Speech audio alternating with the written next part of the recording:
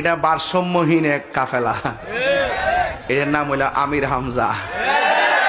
সে বলতেছে খাদিজাতুল কুবরা রাদিয়াল্লাহু তাআলা আনহা জীবনে কোনোদিন নামাজ পড়ে নাই, অথচ খাদিজা জীবনে একটা ওয়াক্ত নামাজ পড়েনি, এক ওয়াক্ত নামাজ পড়ে, একটা রোজা রাখেনি, জীবনে একদিনের জন্য পর্দায় থাকেনি।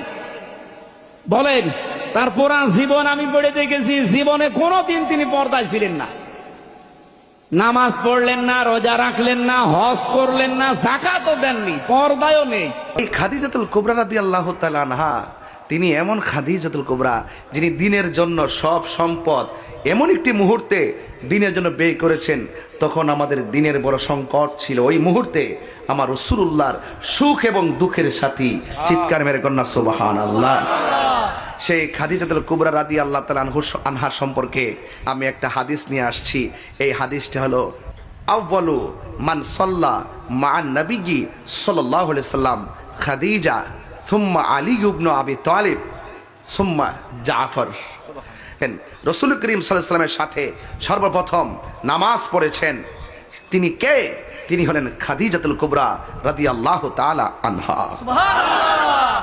সুম্মা আলী ইবনে আবি তালিব রাদিয়াল্লাহু তাআলা আন, হযরত মৌলা আলী কাররামাল্লাহু তাআলা ওয়াজহুল করিম, সুম্মা জাফর, অতঃপর জাফর। আর সেই ব্যক্তি বলতেছে মা খাদিজাতুল কুবরা রাদিয়াল্লাহু তাআলা আনহা জীবনে নাকি নামাজ পড়ে নাই। যে কাজ্জাব এই কথা বলতে পারে তাকে কি আন্তর্জাতিক চাপাবাজ, ফেসিবাদ এবং দালাল মৌলবী এবং মিথ্যাবাদী মৌলবী বলতে মাধবপুরবাসী কি কাউরে গণনা করে কথা বলবে? এরা ইসলাম ব্যবহার করে কথা বলে, কথা বলেন ঠিক কি না বলেন? এদের মুখে ইসলাম আছে, ভিতরে ইসলাম।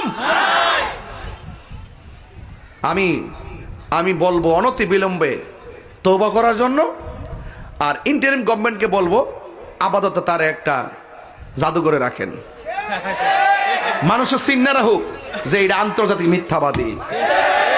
আমরা সুন্নিরা 53 বছর এই দেশে প্রমাণ করছি, স্বাধীনতার পরে, আগে তো আসই, আমরা প্রমাণ করছি এই দেশে একমাত্র শান্তিপ্রিয় দল আহলুস সুন্নাত ওয়াল জামাত।